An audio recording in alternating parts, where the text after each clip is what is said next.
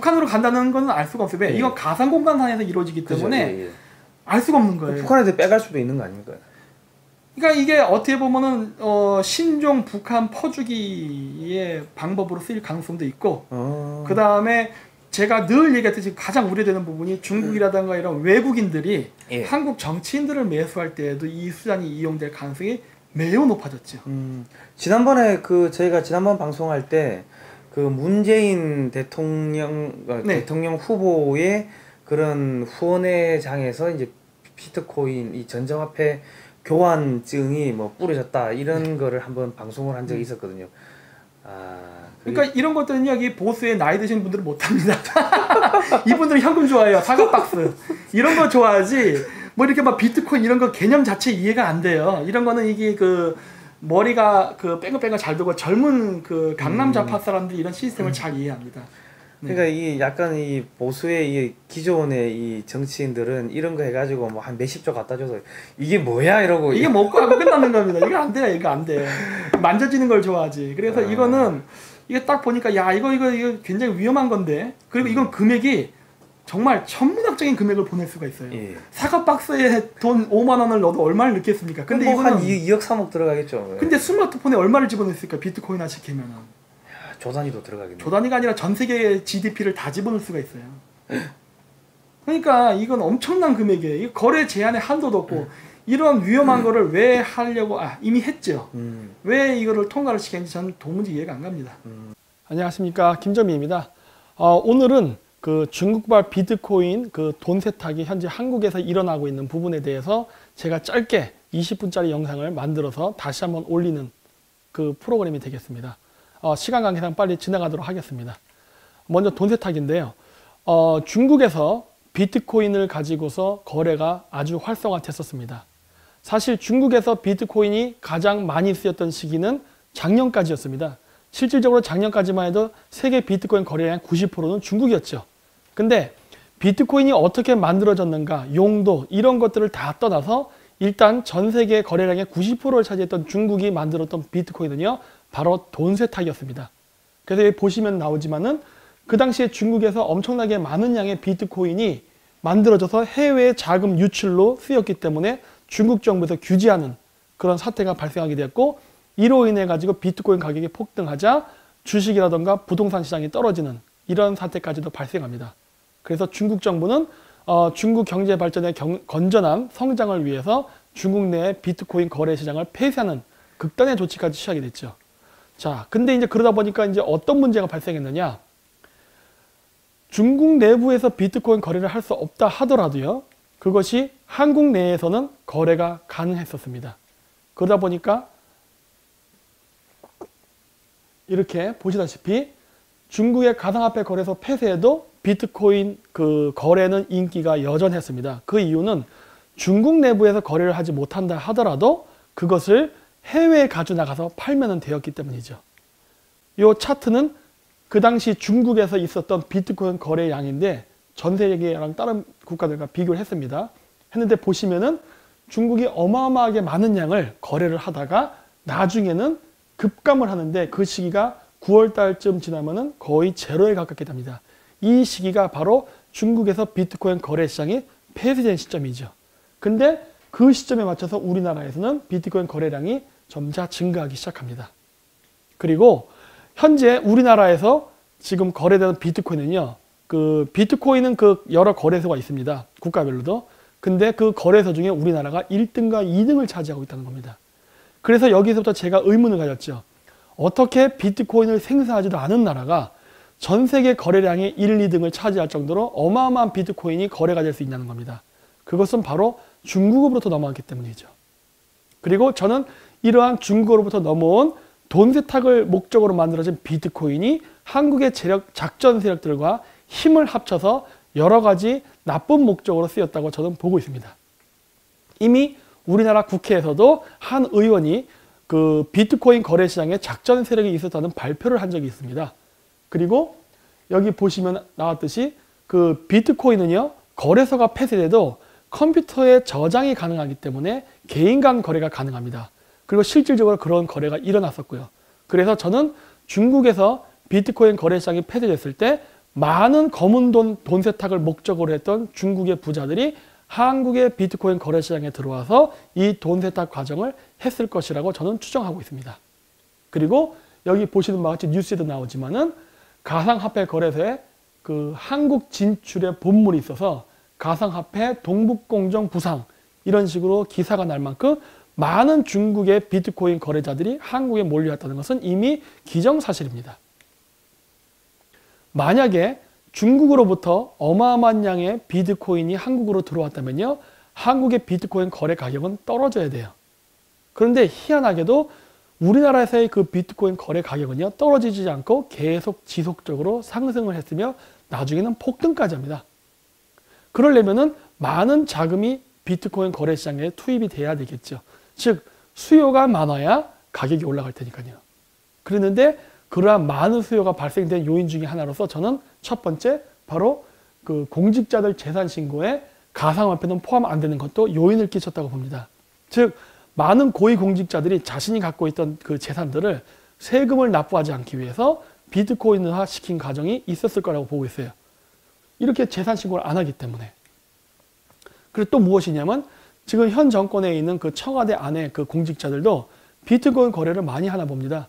왜냐하면 뉴스에도 여기 나왔다시피 직원들에게 가상화폐 거래를 자제하라는 보도가 날 정도예요. 자제하라 할 정도면 도대체 얼마나 많이 하길래 이런 뉴스가 나오겠습니까? 그리고 이때 당시에 많은 자금들이 바로 그 국민연금, 그 다음에 중소기업 벤처진흥청, 그 다음에 우체국 이런 데 있는 그 적금 이런 많은 돈들이 다 이쪽 그 비트코인 시장에 간접 투자됐다고 얘기합니다. 그래서 간접 투자됐기 때문에 하지 않았다라고 이야기하는 사람도 있지만은 여러분 그 간접 투자할 때 그 중개소는요, 이 거액의 돈이 움직이는 거기 때문에 반드시 고객에게 동의를 얻게 되어 있습니다. 따라서 국민연금이 직접 비트코인을 투자하지 않았다 하더라도요, 그 중간 거래소 그 회사는 반드시 이거를 보고하게 돼 있죠. 따라서 국민연금이 이것을 몰랐다고 얘기하는 건 궤변입니다. 그래서 돈 세탁은 어떠한 과정을 통해서 이루어지느냐? 돈 세탁은요, 먼저 중국의 많은 자금들이 한국에 정식적인 투자 경로를 통해서 들어옵니다. 왜 그러냐면 중국의 많은 비트코인들이 한국에 들어와서 그것을 달러화 시켜서 해외로 반출시키기 위해서는요, 한국 국내에 그 많은 양의 달러가 있어야 됩니다.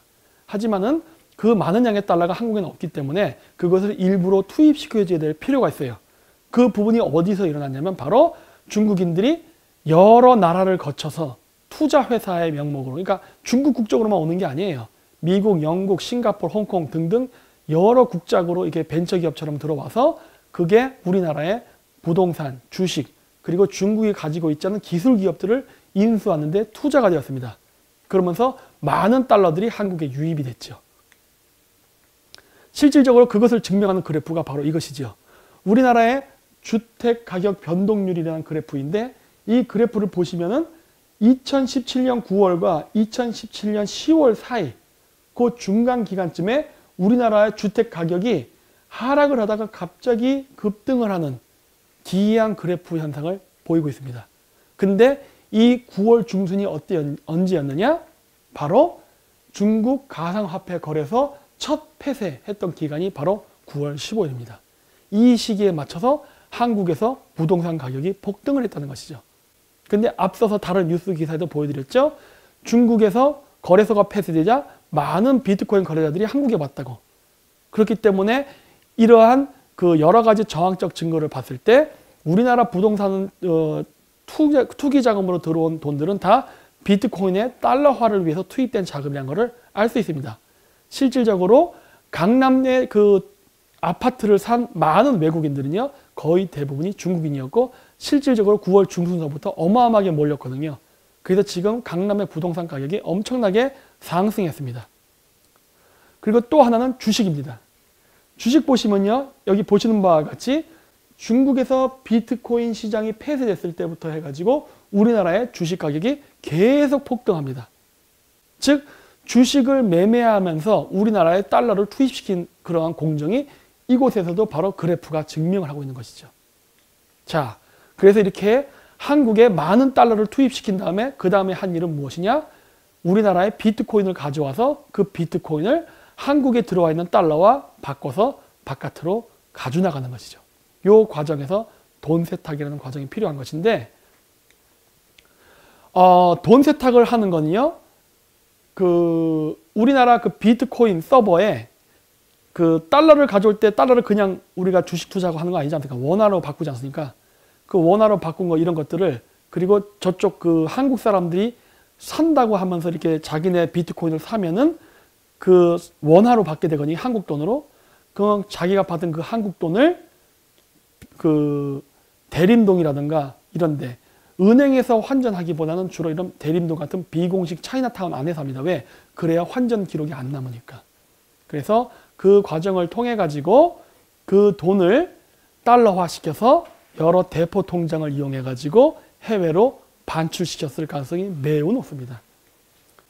그리고 여기 보시는 바와 같이 여기 그래프를 보시면은 중국에서 비트코인 거래시장이 폐쇄된 이후에 우리나라로 중국 투자자들이 몰렸는데, 이때 당시에 비트코인 가격을 보면요, 여기서 떨어져야 되는데 떨어지지 않고 계속 상승을 하다가 이 시기에 가서는 갑자기 급상승한 것을 볼 수 있습니다.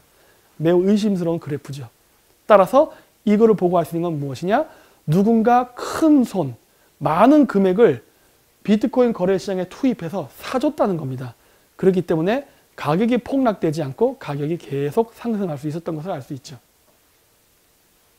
자, 그리고 이때 당시에 보면 지금의 현 대통령인 문재인 대통령이 그 선거 기간 동안에도 이미 중국의 그 봉황코인으로부터 돈을 받아갖고 탈북자들한테 준 것 같은 정황적 자료들이 이렇게 남아 있습니다.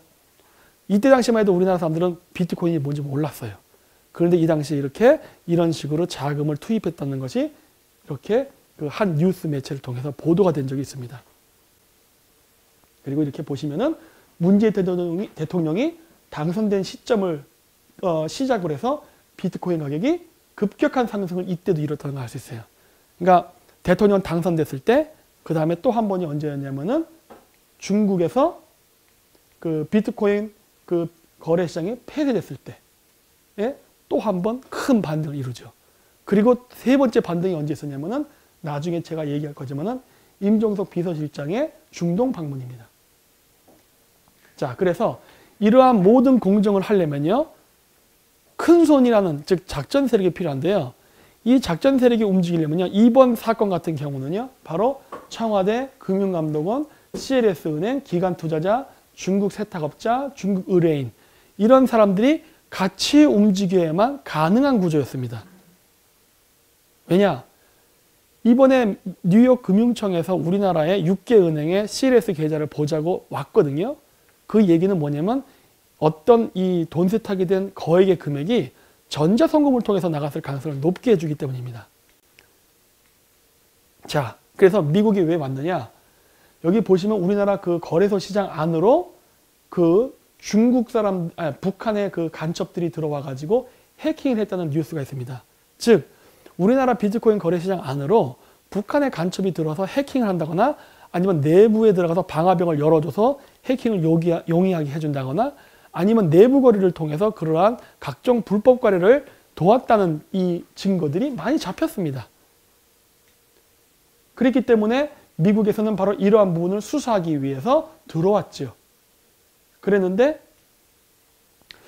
이제 문제는 무엇이냐? 북한이 우리나라 거래시장, 가상화폐 시장을 이용해서 대북 송금한 우려가 있기 때문에 조사를 하고자 했지만 우리나라 정부가 여기에 공조를 하지 않는다는 게 문제점인 겁니다. 왜 공조 안 할까 하는 겁니다.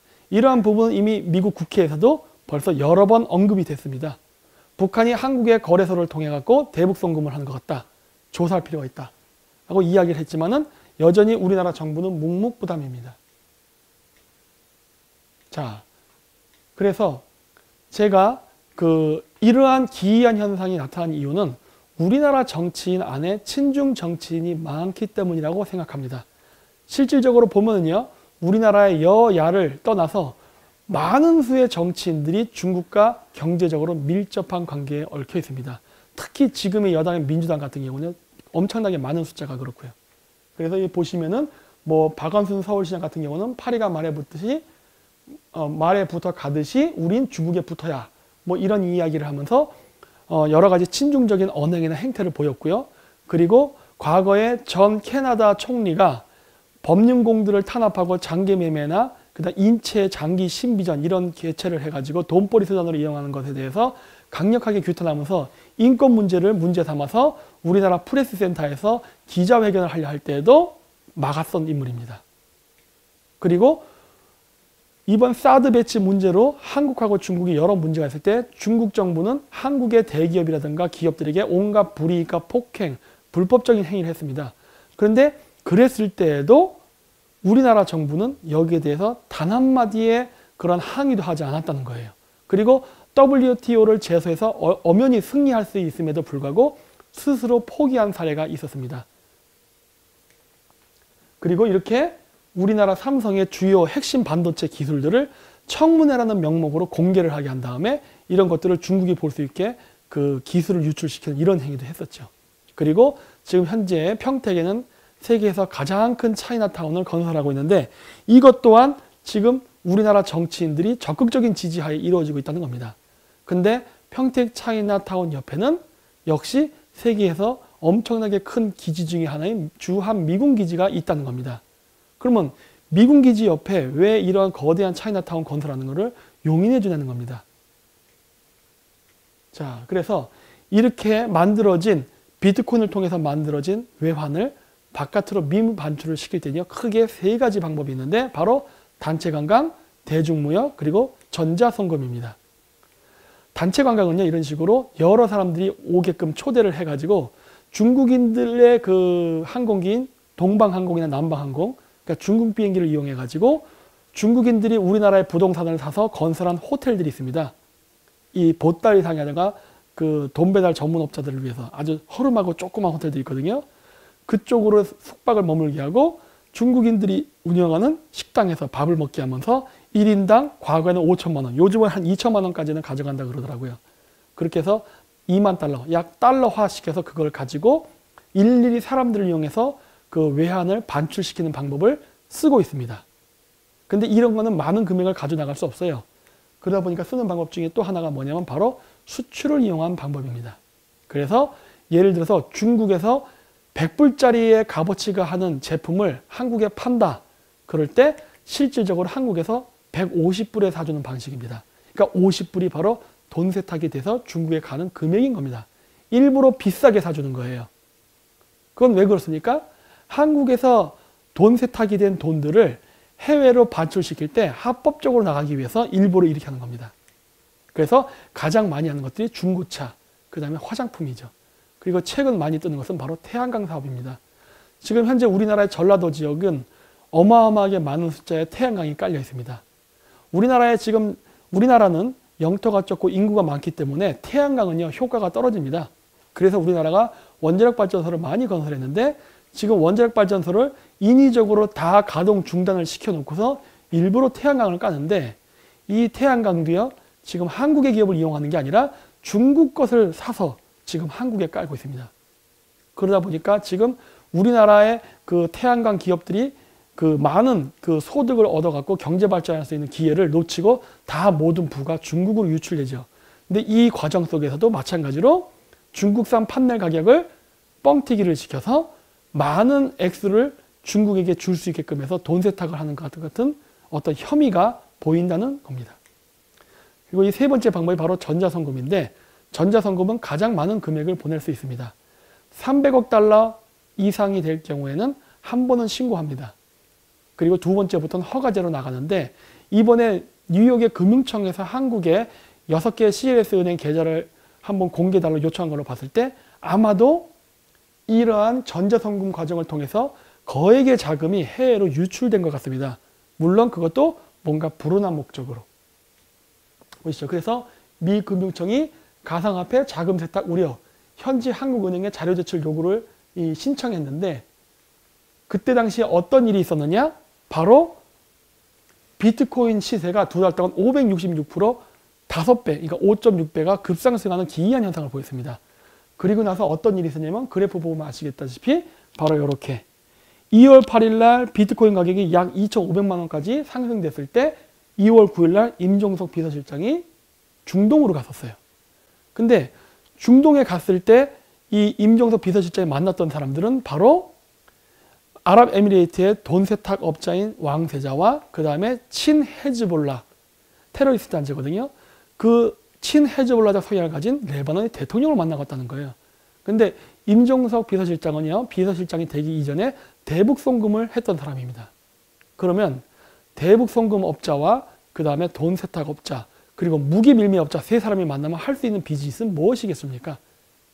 근데 희한하게도 비서실장이 떠나기 바로 전날 바로 이러한 비트코인 가격에 거대한 폭등이 있었고 나중에는 우리나라 비트코인 거래시장에서 해킹 사건이 일어났습니다.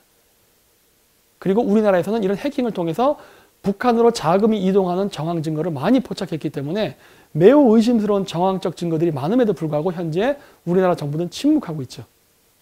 이게 지금 이란에 있는 미사일들인데 이런 것들이 바로 헤즈볼라를 통해서 북한에서 이란으로 이동한 것들이거든요. 그래서 헤즈볼라 단체의 테러 자금, 군 자금의 마련은 바로 무기 매매를 통해서 이루어집니다. 근데 왜 우리나라의 비서실장은 바로 이런 헤즈볼라랑 관련 있는 자를 만나고 왔냐는 겁니다. 그리고 이렇게 우리나라 뉴스에서는 뭐라고 얘기하느냐? 아랍에미레이트 왕세자를 만난 것은 전 정권의 치부를 수습하기 위해서 혹은 뭐 군부대를 위문공연하기 위해서라고 하면서 아랍에미레이트와 아무런 문제가 없었다는 얘기를 하는데 왜 그것이 사실이라면은 우리나라의 여수에 비축되어 있던 전략적 비축류인 원유가 600만 배럴이 전부 다 바깥으로 빠져나간다는 겁니다. 아랍에미레이트가 우리랑 좋은 관계에 있었다면요. 원유를 빼가는 이런 이상한 기이한 행동은 하지 않았을 겁니다. 자, 바로 이때입니다. 2017년 12월 12일 날 우리나라 대통령이 시진핑 주석을 만나던 그 앞서 바로 임종석 비서실장이 중동을 방문했습니다. 12월 9일 날. 그리고 그 전날 비트코인 가격은 폭등을 했었죠. 그래서 그런지 몰라도 제가 여기서 지금 추정하는 건 뭐냐면 그때 당시에 우리나라 대통령이 중국에서 굉장히 홀대를 받았습니다. 그래서 제가 지금 추정하는 건 뭐냐면 이때 당시에 임종석 비서실장이 비트코인 가격을 뻥튀기를 시켜서 그 금액을 북한에 송금한 게 아닌가라고 보는 거예요. 즉 중국의 많은 부자들, 물론 그 중에는 시진핑을 추종하는 세력들도 있을 겁니다. 공산당 간부들. 이런 사람들, 즉 중국인들의 검은 돈 자금을 돈 세탁하는 프로세스를 이용해가지고 그 프로세스 과정 속에서 비트코인 가격을 인위적으로 가격을 폭등시켜서 대북 송금 자금을 마련해서 송금해버린 게 아닌가. 그래서 그것 때문에 문재인 대통령이 중국을 방문했을 때 시진핑 주석이 굉장히 화가 났던 게 아닌가라고 저는 지금 추정을 하고 있습니다. 그래서 지금 미국의 그 금융 감시가 들어왔기 때문에 현재 우리나라에서 비트코인 거래를 해가지고 그 자금을 해외 송금하는 것은 굉장히 어려워졌습니다. 그래서 지금 제가 추정하는 것은 무엇이냐면은 지금서부터 문재인 대통령은 바로 중국의 1대1로 산업을 추진하는 투자 자금을 투입할 거라고 예상하고 있습니다. 왜? 이 중국을 방문하고 온 다음에 문재인 대통령이 바로 무엇을 이야기하냐면은 AIIB 은행에다가 자금을 투입해서 1대1로를 적극적인 지원을 해야 된다는 말을 했기 때문이죠. 근데 진짜로 이렇게 우리나라 정부가 하겠다는 어떤 그 서류상의 계약을 맺었습니다. 근데 아까도 얘기했듯이요. 미국은요 현재 테러와의 전쟁을 강력하게 하고 있습니다.